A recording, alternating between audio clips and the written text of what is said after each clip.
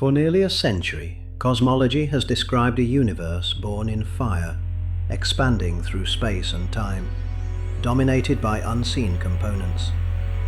The lambda CDM model has been extraordinarily successful, but every model rests on assumptions. What if cosmic redshift has another origin? What if time itself is not what we think it is? This is the Exochronous Universe, rethinking cosmology from first principles.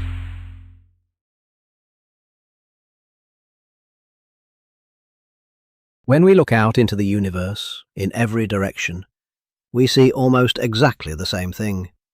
The same temperature, the same structure, the same faint afterglow of the Big Bang.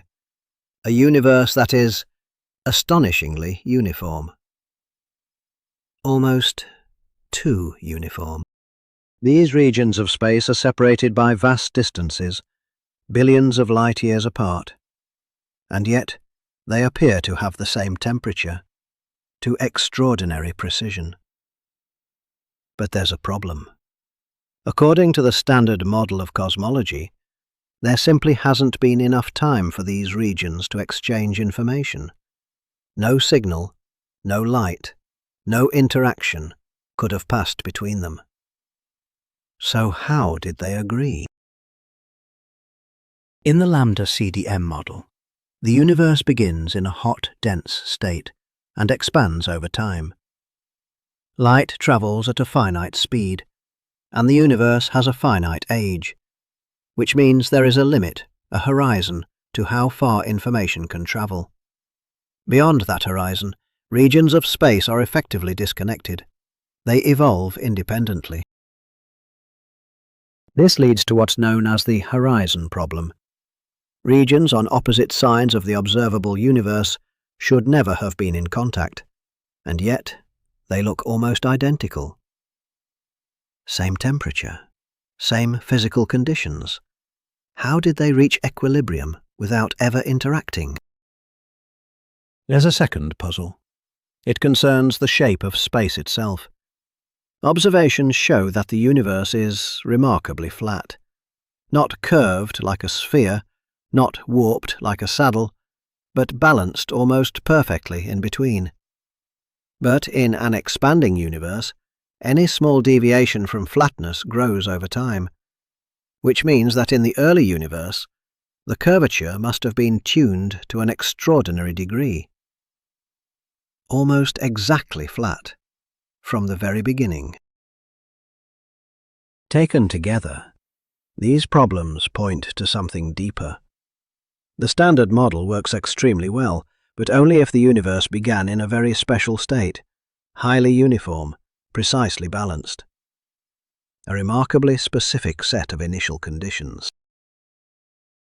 In the early 1980s, a new idea was proposed, a way to explain both of these problems with a single mechanism. Cosmic inflation.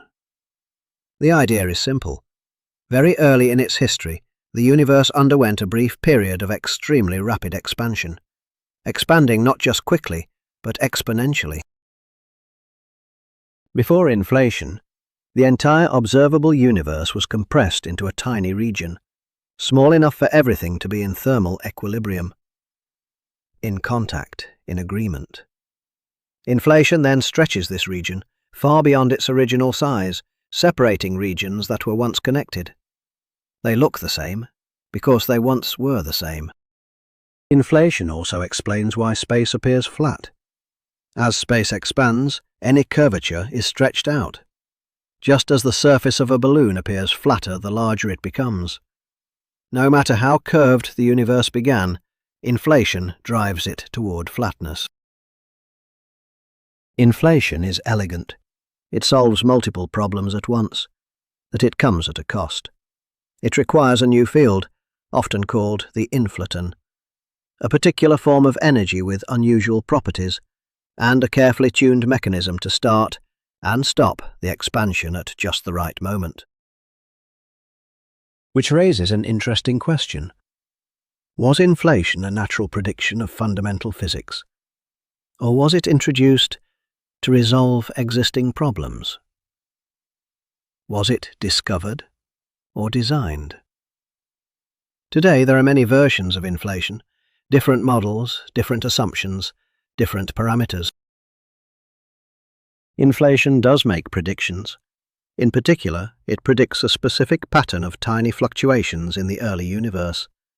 And remarkably, these patterns are broadly consistent with what we observe.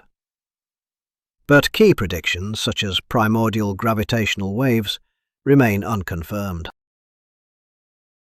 Inflation may explain why the universe looks smooth and why space appears flat, but it also shifts the question. Why did the universe require such a mechanism at all? Perhaps the deeper question is not how the universe became so uniform, but whether it ever needed to be fixed in the first place. In the next episode, we continue exploring the assumptions underlying our model of the cosmos.